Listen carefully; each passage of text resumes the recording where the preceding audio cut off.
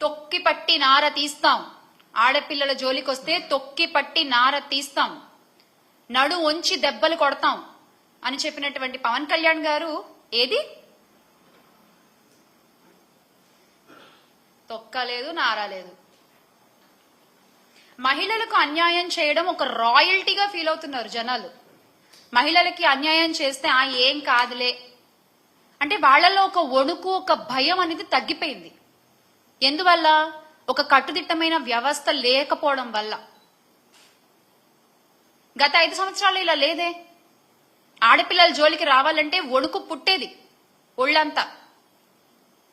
ఎందుకంటే వేగంగా శిక్ష పడుతుంది, వేగంగా పోలీసులు అక్కడికి చేరుకుంటారు, నేరస్తుడు తప్పించుకునే టైం కూడా ఉండేది కాదు. అంత ధైర్యంగా బతికిన మహిళలు ఈ రోజున కూటమి ప్రభుత్వంలో గుండెలు అరచెత్త పట్టుకుని బతుకుతున్నారు. అయినా ఇలా తప్పులు చేసే వాళ్ళందరికీ కూడా కూటమి ప్రభుత్వం మద్దతు పలుకుతూ ఉందంటే నాకు ఆశ్చర్యం వేస్తుంది ఒక్కసారి. మళ్ళీ కిరణ్ గారి విషయంలో, కిరణ్ రాయల్ గారి విషయంలో అంటే ఆగ మేఘాల మీద లక్ష్మి గారిని అరెస్ట్ చేయడానికి జైపూర్ రాజస్థాన్ జైపూర్ నుంచి పోలీసులు వచ్చేశారు, అరెస్ట్ చేశారు, తీసుకెళ్లిపోయారు.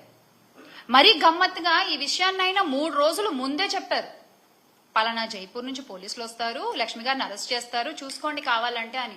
ఎగ్జాక్ట్ గా ఏదో కథ చెప్తే సినిమా తీసినట్టుగా ఎగ్జాక్ట్ గా అలాగే జరిగింది. కరెక్ట్ గా 3 days తర్వాత. అంత కరెక్ట్ గా ఎలా తెలుసు మీకు? మీరే ప్లాన్ చేశారా? మీరు చేసిన అన్యాయాలు బయట పెడుతున్నారని చెప్పి, మీకు ఎదురుగా ఒక మహిళ నిలబడి పోరాడుతోందని చెప్పి మీరే ప్లాన్ చేశారా? అంత ఆగమేఘాల మీద పక్క రాష్ట్రాల నుంచి మీరు అధికారులను తీసుకొచ్చి పని చేయించుకోగల సత్తా మీకుంటే, అంత పలుకుబడి మీకుంటే, సార్ ఆ పలుకుబడిని కొంచెం రాష్ట్ర ప్రయోజనాల కోసం వాడండి కదా, రాష్ట్ర మంచి కోసం వాడండి కదా. ఒక ఆడపిల్లకి అన్యాయం చేసిన వాడిని రక్షించడం కోసం మీరు ఆ పలుకుబడిని వాడేది కూటమి నాయకులు. ఒక ఆడపిల్లకి అన్యాయం చేసిన వాడిని రక్షించడానికి ఇంత పలుకుబడి వాడతారా? అదేదో రాష్ట్ర ప్రయోజనాల కోసం వాడుంటే ఎంతో కొంత మంచి జరిగేది కదా రాష్ట్రానికి. అంతకంటే దారుణం ఏంటంటే అన్యాయం జరిగిన బాధితురాల్ని ఆదుకోకపోగా, అండగా నిలబడకపోగా, అసలు ఆమెని ఒక తేరుకోలేని ఒక సిచ్యువేషన్ లో పెట్టడం, అరెస్ట్ చేసి జైల్లో వేసేస్తే అయిపోతుంది అంతే. ఇంకా వాళ్ళు నోరెత్తి మాట్లాడరు. విక్టిమ్ బ్లేమింగ్ అంటారు దీన్ని. ఇలా మీరు విక్టిమ్స్ ని బ్లేమ్ చేస్తూ ముందుకు పోతుంటారా? అంటే ఇది చూసి ఇంకొకళ్ళు ఎవరు బయటకు వచ్చి మాట్లాడరనా మీ ధైర్యం? ప్రజలిచ్చిన అధికారాన్ని ప్రజల కోసం కాకుండా మీ తప్పుల్ని కప్పిపుచ్చుకోవడానికి, మీ వాళ్ల తప్పుల్ని కప్పిపుచ్చుకోవడానికి మీరు వాడుకుంటున్నట్లంటే ఏ స్థితిలో ఉన్నామో, ఎంత గొప్పగా మీరు పరిపాలన చేస్తున్నారు ప్రతి ఒక్కళ్ళు చూస్తూనే ఉన్నారు. అంతెందుకండి, డిప్యూటీ సీఎం గారి సొంత నియోజకవర్గంలో ఒక ఆడపిల్లపై అత్యాచారం జరిగితే ఈ రోజు వరకు ఆయన వెళ్ళి మాట్లాడలేదు. ఏంటండి మీరు రక్షణ కల్పించేది మహిళలకి? ఏంటండి మీరు ధైర్యాన్ని నింపేది మహిళలకి? ఒకటి మాత్రం బాగా అలవాటైపోయింది, ఏది జరిగినా వైఎస్ఆర్ కాంగ్రెస్ పార్టీ వైపు వేలెత్తి చూపించడం, ఎస్కేపిజం.